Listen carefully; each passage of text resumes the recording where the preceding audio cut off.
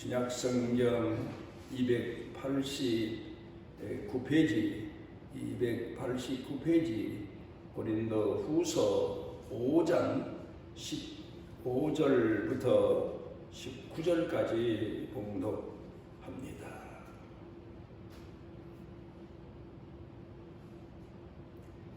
그가 모든 사람을 대신하여 죽으심은 살아있는 자들로 하여금 다시는 그들 자신을 위하여 살지 않고 오직 그들을 대신하여 죽었다가 다시 살아나신 이를 위하여 살게 하려 함이라.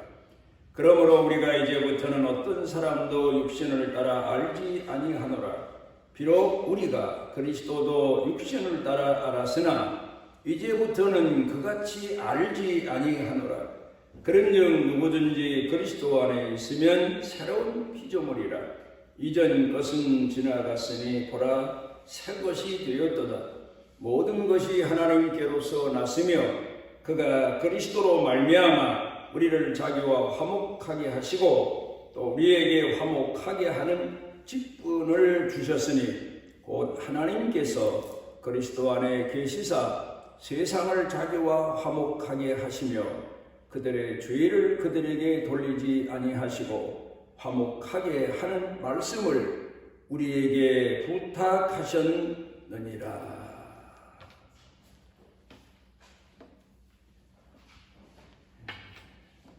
우리 천산중앙교회에서 외국인 선교를 하다가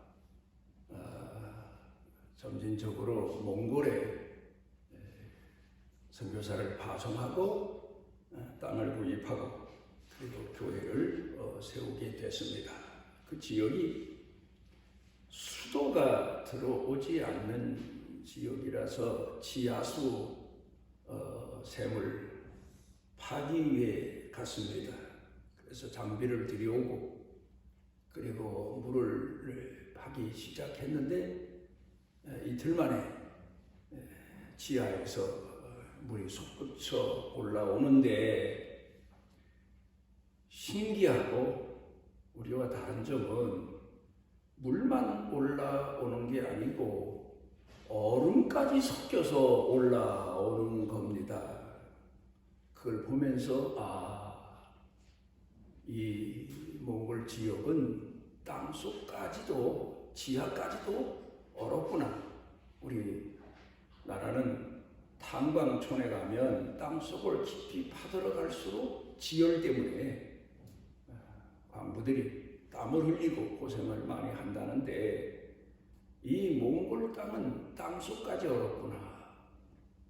그걸 다시 생각하게 됐습니다. 물론 1년 중에 여름이라고 해봐야 겨우 제가 볼 때는 그저 한 7월 달만 여름이지 사실 8월 달은 가을이고 5월, 6월은 봄이고 그런 것 같아요. 어떻든 햇살이 작은 지역, 나라. 그런데 원래가 몽골이 그런 땅이었나 하면 아니더라고요. 박물관에 가보니까 거기에 공룡 화석도 있어요. 그 몽골 땅에서 발견한 거라고 합니다. 그러니까 이 공룡은 초식동물인데 화석이 나온 걸 보면 옛날에 이 우주의 지구에 지각 변동이 있기 전에는 거기가 열대 지방이었다는 얘기죠. 그리고 열대 식물 화석도 나온 걸 보니까 이 지역이 옛날에는 열대 지방이었는데 햇살이 뜨겁게 종일 오래도록 1년 내내 비추는 지역이었는데 지각 변동으로 인해서 해가 멀어지게 됐고 햇살이 적어지게 됐고 그래서 이 지역 땅 속이 얼음으로 얼어 있게 됐구나. 동토의 땅이라는 생각을 해봅니다. 어쨌든 그러면서 이 햇빛에 대한 고마움, 햇살에 대한 고마움을 다시 여러 면에서 생각해 보게 됐습니다. 앤소니 드멜로라고 하는 분이 유명한 책을 썼습니다. 종교박람회라는 책을 썼는데 그 책의 주인공은 젊은 사람입니다.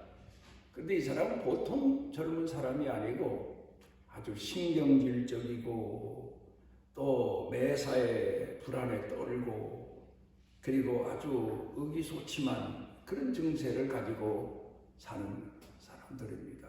그러다 보니까 주변 사람들이 다 자기를 멀리하고 어쩌다가 가까이 할 때에는 너 성질 좀 고쳐라. 사람이 그래가지고 어떻게 사회생활을 하느냐. 뭐 그런 충고도 듣습니다. 더구나 가족 식구들은 더하지요. 가까운 친구들은 더하지요. 너 성질 고쳐야 된다. 너 버릇 고쳐야 된다. 그렇지 않으면 너 못 산다. 그래서 처음에는 그런 소리를 들으면 아무래도 사람이 싫은 건 사실이지요. 그런데 듣다 보니까 자기 자신도 자기 자신을 생각해 봅니다. 맞아. 내가 너무 신경질적이야. 내가 매사에 너무 의기소침해. 늘 불안해. 이걸 어떻게 하면 고쳐볼까? 그래서 노력을 합니다. 그런데 노력을 해보지만 노력할수록 나아지는 게 아니고 더 자신이 나빠지게 되는 겁니다. 더 불안에 떨게 되고 더 자신감이 없어지게 되고 사람 대하기가 두려워지게 되고 그러다가 이제는 다른 사람에 대한 원망까지 합니다. 나는 병적이라 병이 들어서 정신적인 병이라 이렇다 손 치더라도 좀 내 주변 사람들이 왜 나를 이해 못 해주나? 가족 식구가 친구가 왜 나를 좀 감싸주지 않나? 이런 원망을 또 하게 됩니다. 그렇게 삽니다. 그러다가 새로운 사람 하나를 만나게 됩니다. 이 사람은 보통 사람과는 달리 아주 여유로운 사람입니다. 성격도 좋고 인간됨도 다른 사람과는 뭐 전혀 다른 겁니다. 사람을 대해보면. 그래서 하루는 이 사람 앞에 자기 자신의 고민을 털어놓습니다. 저는 매사에 이렇게 정신적인 질환을 갖고 있습니다. 불안에 떠옵니다. 신경질적입니다. 자신감이 없습니다. 남들도 그렇게 말을 하지만 내가 나를 봐도 참 형편없는 사람입니다. 그런데 그 얘기를 듣고는 그 상담을 요청한 성격 좋은 분이 하는 얘기가 아니 뭐가 어떻다고 그런 거 고치려 들지 말게 자네대로 좋은데 왜 그래? 내가 볼 때는 아무 문제 없어. 사람 좋고 따뜻하고 친절하고 얼마나 좋은데 그래? 그냥 살아. 그러면서 이 사람이 다른 사람과는 달리 너는 이거 고쳐야 돼. 이러면 안 돼. 다른 사람들은 만나면 가까워지게 되면 그런 소리를 하는데 이 사람은 오히려 문제가 없다는 거예요. 그런데 그 순간 그 말을 듣는 순간에 자기 머릿속에 자기 마음속에 큰 빛이 어두컴컴한 밤에 방에 빛이 비추듯이 큰 빛이 들어오는 느낌을 갖게 된다는 겁니다. 그리고는 그날부터 이 사람이 침착해집니다. 마음이 편안합니다. 그리고 말하는 것도 전에와는 달리 아주 정상적인 그 이상의 따뜻한 말을 남에게 하게 되고 전에는 신경질적이고 짜증나는 표정, 말, 행동 그랬는데 이제는 이 사람이 변화가 온 겁니다. 변화가 된 겁니다. 따뜻한 마음을 가지고 남을 대해주게 되고 자기 자신도 그렇게 자기 인생이 행복할 수가 없게 되는 체험을 하게 되는 겁니다. 그러자 주변 사람들도 사람 변했구나. 너 어떻게 변했니? 그러면서 그 사람을 칭찬해 주게 된다는 이야기입니다. 이 얘기가 종려박람회라는 책에서 작가가 말하고 있는 그런 내용입니다. 여러분 여기서 무엇을 생각합니까? 저는 이 책 이야기를 보면서 이 사람이 성경을 보면서 쓴 소설이 아닌가 그런 생각을 했습니다. 예수님 당시에 사람은 다 누구나 허물이 있고 문제가 있어요. 그런데 그 허물과 문제를 감추고 싶고 또 감추고 그리고 사람을 만나고 합니다만은 유독 남의 허물과 남의 약점만을 들추고 비판하고 비난하고 욕하고 책망하고 그런 사람들이 많은 시대가 예수님 당시의 시대였습니다. 랍비라고 찾아가면 이거 고치게 레위인 제사장들 만나면 너는 어떻게 그렇게 사나? 뭐 그런 식으로 늘 비판만 하던 그런 시대입니다. 그리고 사람들이 레위 제사장도 만나기가 두렵고 또 바리새인도 만나기가 두렵고 랍비라는 사람도 꺼려하게 되고 틀림없이 가면 야단 맞을 테니까 그런데 한 분이 나타납니다. 메시아가 나타납니다.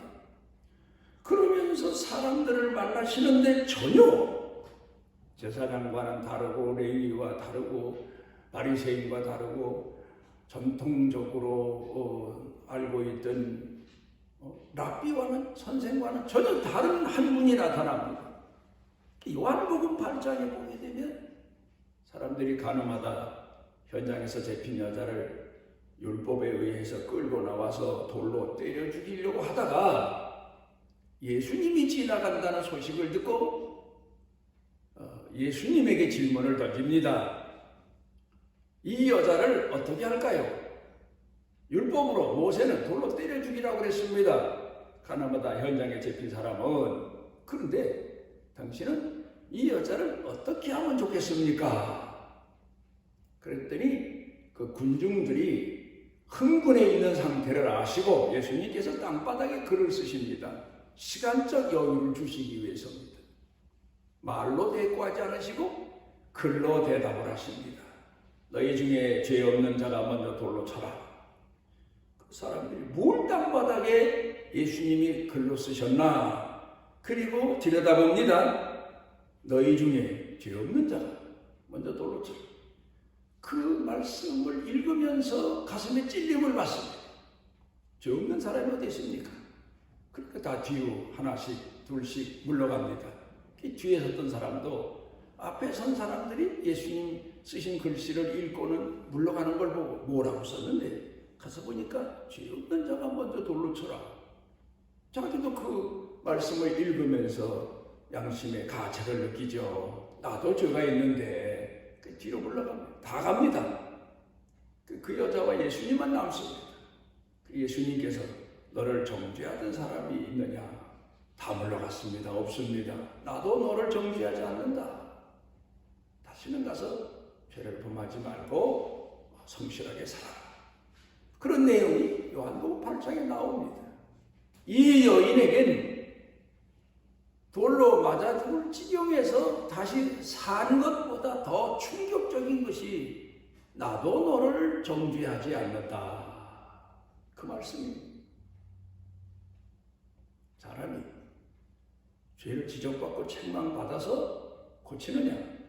그것보다 더 좋은 방법이 그 사람을 사랑하고 그 사람을 인정해주고 그 사람을 감싸주고 그 사람의 허물과 죄를 덮어주고 그게 가장 귀한 생명의 능력이다. 빛이다.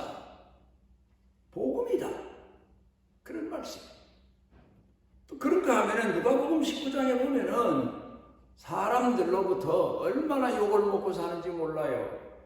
세리장 삭개오입니다. 생긴 것도 좀 남처럼 제대로 생기질 못한 것 같아요. 그런데다가 돈에 대한 욕심은 대단해서 세금 많이 받아가지고 로마 나라에 바칠 거 바치고 자기 몫을 착취하고, 그래서 그 당시에 유대 사회에서 가장 악한 죄인, 나쁜 죄인이 장녀 세리. 세리를 더 나쁘게 받는지도 몰라요. 유대인의 돈을 세금 받아서 로마에 상납하고 지배나 불리고 사는, 지금으로 말하면, 옛날로 말하면, 우리나라로 말하면 매국노 이런 취급을 받았습니다. 그런데 이 사람이 예수님 소식을 듣습니다.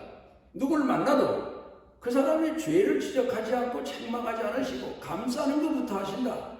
사랑하는 것도 주신다. 아마 이 얘기를 들은 것 같아요. 예수님이 지나가시니까 예수님 얼굴이라도 보자. 나 같은 죄인이 어떻게 예수님 가까이서 만나나. 그래서 남들은 다 길가에 서 있는데 이 사람은 길가 가로수 나무로 기어 올라가서 예수님을 보는데, 예수님이 자기가 올라가 있는 나무 밑에 오시더니 삭개오야 내려와라. 오늘 내가 네 집에 유하여야 되겠다. 이 말씀을 듣는 순간에 깜짝 놀랐습니다. 레위인 같으면, 바리새인 같으면, 랍비 같으면 내 이 매국노 왜 거기 올라가니? 뭐 그렇게 책망할 수도 있는데, 삭개오야 내려와라. 이름을 부르시면서 따뜻한 말씀을, 내가 오늘 네 집에 유하여야 되겠다.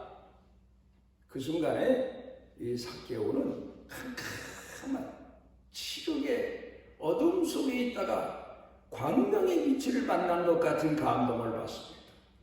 동토의 땅, 카자흐스탄에도 가보니까 몽골하고 이 위도가 비슷한 것 같아요. 거기도 여름이 짧아요. 근데 이 카자흐스탄 사람들은 우리 고려인이잖아요. 고려인들이 거기 가서 많이 살아요. 근데 이분들은 한국에서 농사법을 몸에 익히고 간 분들이에요. 조상들이. 그래서 거기 가서 농사를 짓고 사는데 세상에 얼마나 농사를 잘 짓는지 몰라요. 여름은 짧은데 뭐 감자, 또 그 다음에 당근 이런 농사를 지어다가 놨는데 우리네 거하고는 품종이 다른 건지 엄청나게 커요. 그래서 농사를 어떻게 짓습니까? 여기는 땅이 너무 좋아서 땅을 보니까 새카매요. 그 땅이 그래요. 그냥 갖다 심어만 놓으면 되는데, 그리고 물만 주면 되는데, 약, 거름, 그런 건 전혀 안 줘요. 땅이 이렇게 좋은데. 그래서 밀을 갖다 심어, 거름 없어요. 그냥 갖다 뿌리고 나중에 거들어가면 된대요. 한두 달 후에. 여름이 짧으니까. 참 땅은 좋은데, 만약에 지각 변동이 와서 옛날처럼 그 땅도 햇살이 저 열대지방처럼 비추면 엄청난 곡식의 수확을 얻어낼 수 있겠죠. 땅이 그렇게 좋으니까 말입니다. 그러면서 그걸 보면서 여러 가지 생각을 하게 됩니다만은, 예수님께서 이 땅에 오셔서 죄인들을 만나십니다. 그런데 그 죄인들을 만나시면서 마태를 만나실 때에도, 그 외 제자를 만나실 때에도 너 그것부터 고치고 내 제자 되라. 너는 뭐가 잘못됐구나. 그런 얘기 한 말씀도 안 하십니다. 남들은 저런 게 무슨 예수 제자야. 저런 게 무슨 사도야. 그럴 정도로 흠이 많고 문제가 많고 그런 사람들인데, 남들이 볼 땐 그렇게 비난을 받는데 예수님을 만나면 그런 말씀 한마디도 없고 오히려 따뜻한 사랑을 주시고 그를 감싸주시고 그를 귀히 여겨주시고, 하나님이 택한 백성, 하나님이 버린 사람인 줄 알았는데 하나님이 택한 백성으로 인정을 해주십니다.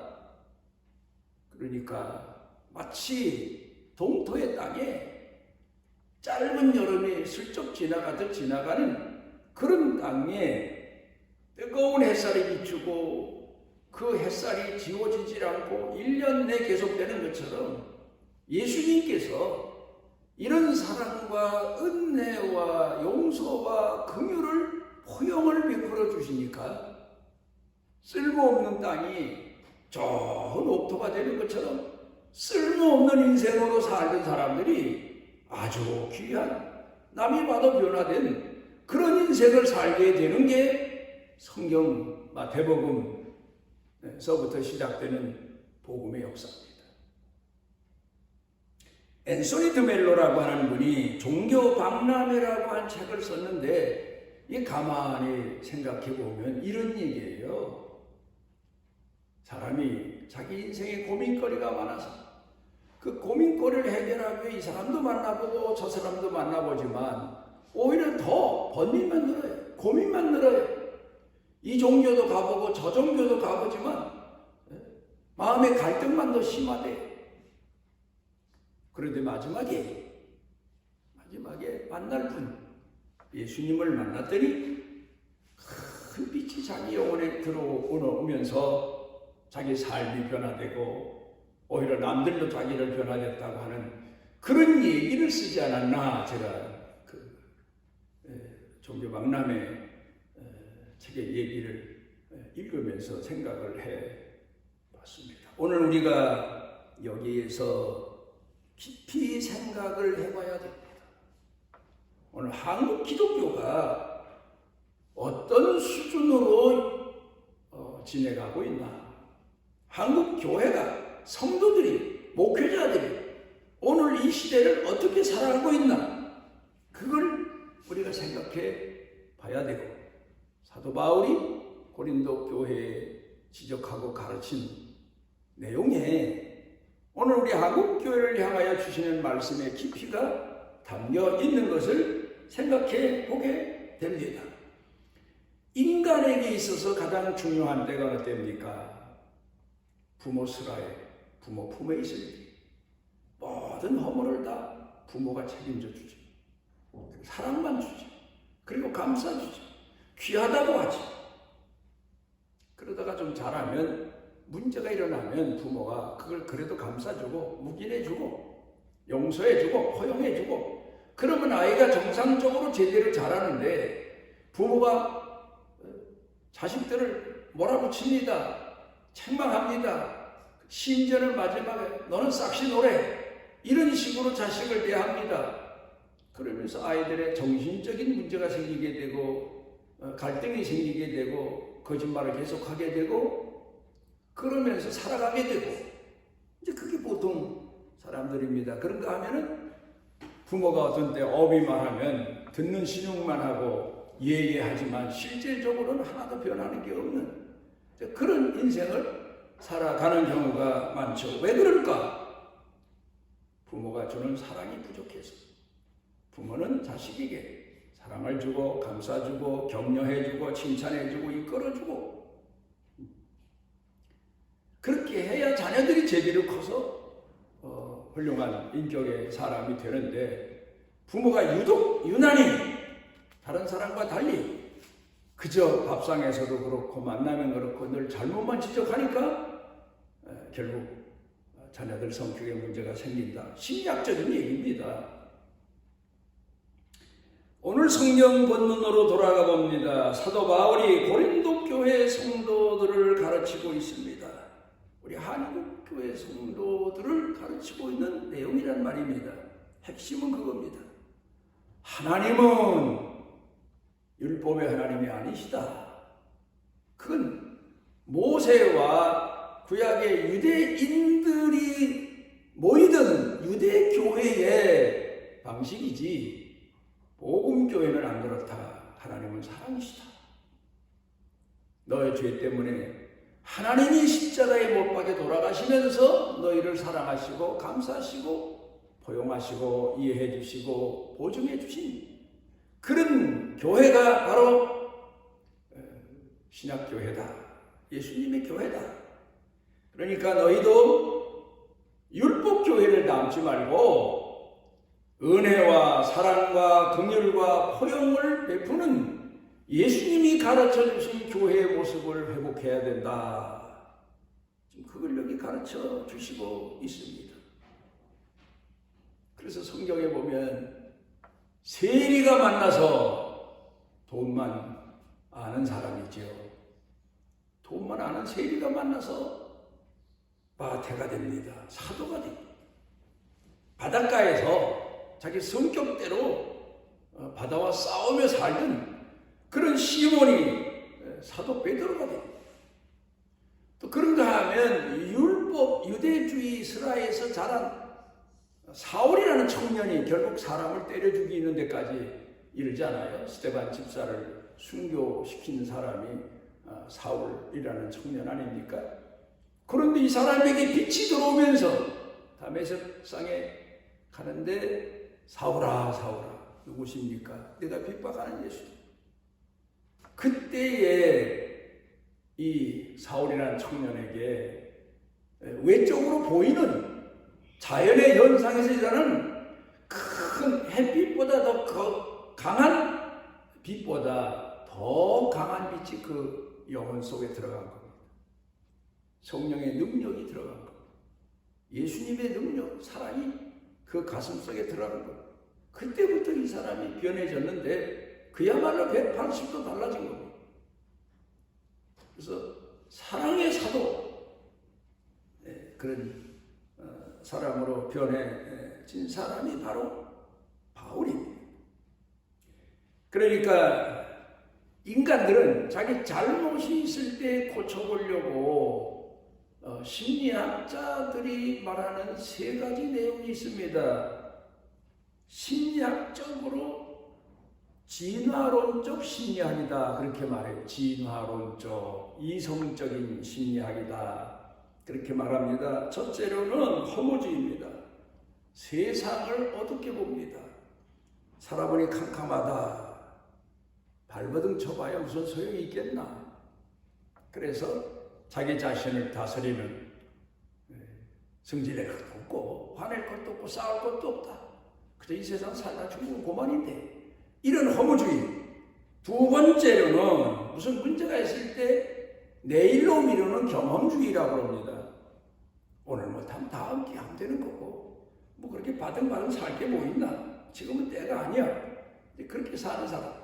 세 번째로는 점진주의입니다. 조금씩 변화되면 되는 거지. 바꿔가면 되는 거지. 그러나 이렇게 해서 사람이 정말 바꿔질 수 있느냐, 변화를 가질 수 있느냐? 절대 아닙니다. 세월이 그렇게 가도 이 땅에서 젊었을 때 성질 못했다는 소리 들은 사람이 50년, 60년, 70년, 80년을 살아도 마찬가지의 주변 사람들로부터 저건 젊었을 때부터 성질 하나 못된 건 변함이 없어. 뭐 그런 얘기 듣잖아요. 그런데 성경 본문 말씀을 통해서 보면 우리가 하나님을 믿는 신앙인으로서 어떤 자세를 가지고 살아가며 예수님의 모습을 본받고 배워야 될까를 가르치고 있습니다. 먼저는 하는 말씀이 여기서 가장 중요한 내용입니다. 사람이면 그리스도 안에 있는 성도에 대해서 그리스도의 사랑이 우리를 강권하시는도다. 그렇게 권면하고 있습니다. 그리스도의 사랑이 우리를 권면하시는도다. 우리 속에 예수님이 오셔서 나도 짜증날 때 있고 화낼 때 있고 남의 잘못을 볼 때도 있고 지적하고 싶을 때도 있지만 그런데 예수님의 사랑이 나를 강권하신다. 아니다. 사랑으로 덮어라. 사랑으로 감싸라. 사랑으로 이해해줘라. 사랑으로 이끌어줘라. 그렇게 가르친다는 겁니다. 여기서 두 번째로는 그렇게 알지 아니하노라. 우리가 예수님이 이 땅에 육신의 몸을 입고 오신 분이지만 육신의 스승으로 알지 아니하고 이제는 어떤 분으로 압니까? 우리의 구원의 주이시고 성령의 능력을 가지신 하나님의 아들이시고 사랑의 주이시고 그런 분으로 오늘도 우리의 선한 목자이신 그런 예수님으로 알면서 사는 것 그걸 가르쳐 교훈하고 있습니다. 신령한 세계를 이끄시는 분. 그러니까 오늘도 우리 예수 믿는 사람들은 이렇게 믿으면 잘 믿을까 저렇게 믿으면 잘 믿을까 고민하고 노력하고 애를 쓸 게 아니라 예수 그리스도의 말씀과 성령의 능력으로 내 가슴이 채워지도록 기도하고 말씀 보고 늘 하나님의 은혜를 갈망하면 우리 자신의 삶에 영혼의 변화가 온다. 그걸 가르쳐주고 있습니다. 그러니까 고린도 교회 성도들에게 남의 잘못을 지적하고 내 자신을 자책하고 그러며 사는 사람들이 우리가 아니라 하나님의 사랑 안에서 다시 회복하는 믿음의 능력을 구하는 사람, 갈망하는 사람, 말씀을 사모하고 성령의 능력을 사모하는 사람으로 살아라. 그때 바로서 변화가 온다.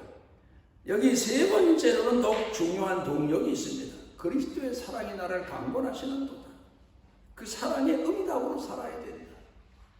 그 다음에 네 번째로는 사명입니다. 우리에게 그런 사랑을 주신 것은 나만 사랑하고 나만 감사하고 나만 행복하게 살 게 아니라 화목하게 하는 직책을 주십니다. 예수님이 죄인과 하나님을 화목하게 만들어 주신 것처럼 우리도 그 사랑의 능력을 가지고 다른 사람이 하나님과 화목하게 하는 복음 전달하는 사랑의 능력으로 남을 감동 감화시키는 그런 사명자로 오늘을 살아야 된다.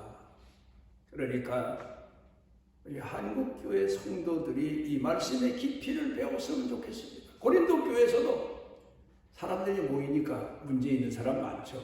그러면 넌 이거 고쳐라, 이거 안 고치면 안 된다, 그렇게 책망하고 율법적으로 남을 지적하고 그러면서 신앙생활을 하려고 하니까 고린도 교회가 시끄럽지 않느냐.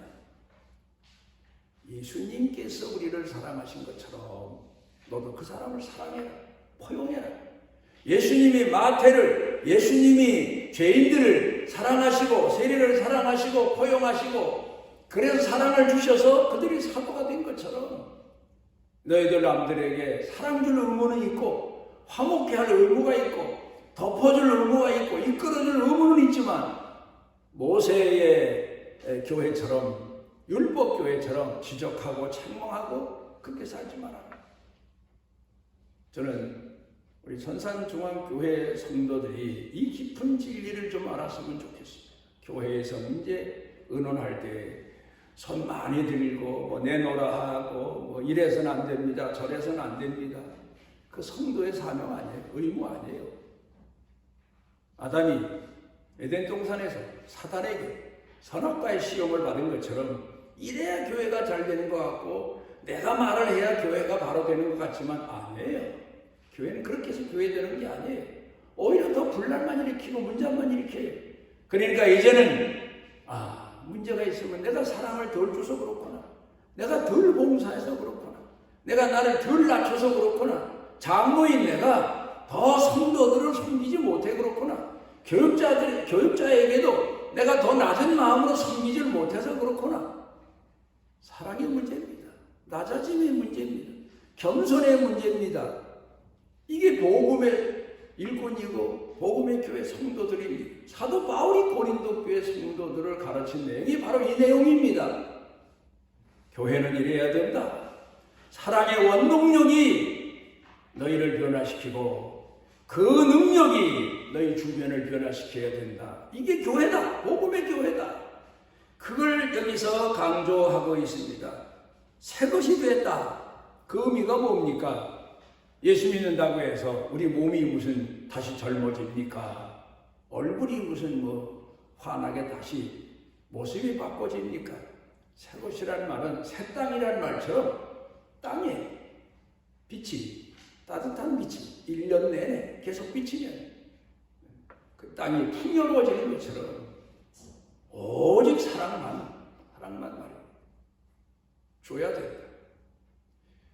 우리가 다시 한번 오늘 성경 본문 말씀을 통하여 새 것의 의미가 뭔가 늘 하나님의 은혜와 말씀과 성령의 능력으로 내 가슴을 채우는 것이 새로워지는 신앙인의 모습이고 그래야만 복음의 열매가 맺히게 되고 거둘 수 있는 축복된 교회, 성도, 땅이 되는 거라고 오늘 성경 본문에서 설명합니다. 이제부터는 내 가족에게도 주변 사람에게, 교회 성도들에게. 내가 줄 것은, 줄 수 있는 것은 사랑밖에 없다. 사랑을 줘도 안 되면 더 사랑을 주어야 된다는 의미로 이해하고 더 깊은 사랑을 줘, 더 넓은 사랑을 줘, 더 인내하는 사랑을 줘, 더 기다려주는 사랑을 줘. 이런 사랑의 원동력에 의해서 새롭게 변화되는 신앙인으로 평생을 살아가며 내 주변을 변화시키고 복음화시키는 이 화목케 하는 사명을 다하는 교회와 성도들 되시길 바랍니다. 우리를 오늘도 주 앞에 모아주시고 우리 자신을 돌아보게 하신 은혜와 은총을 감사드립니다. 우리가 하나님을 공경하며 예수님 사랑을 받고 살면서도 그 사랑의 은혜를 헤아리고 순종하고 응답하기보다는 우리의 짧은 생각, 옛날 예수 그리스도를 알기 전에 사람으로 돌아가서 우리 자신을 스스로도 괴롭혔고 남들도 괴롭혀온 이 불신의 죄를 용서해 주시고 더 순종하고 더 사랑하고 더 감사하고 더 사모하고 갈망하는 믿음의 은총을 더하여 주옵소서. 예수님 이름으로 기도드리옵나이다. 그 죄값을 치우시고 우리를 용서하시고 품에 품으시고 영원토록 사랑하시는 아버지 하나님, 이 시간 주의 은혜를 갈망합니다. 그 사랑의 능력을 사모합니다. 우리에게 말씀과 성령의 빛으로 충만케 주셔서 영육이 치유되고 또 남도 치유하는 축복의 인생을 살아가게 하옵소서. 예수님 이름으로 치료하옵나이다. 이스라엘의 하나님 여호와께서 그 날개 아래 보호를 받으러 온 내게 온전한 상 주시기를 원하노라. 우리 주 예수 그리스도의 무한하신 은혜와 아버지 하나님의 지극하신 사랑과 성령님의 도우시는 능력의 은총이 사랑하는 자녀들 생각, 마음, 영육, 사는 생활, 가정, 자식, 자손들, 일터, 경영, 그리고 온 교회 중에 넘치고 넘치도록 함께 하시기를 축원하옵나이다.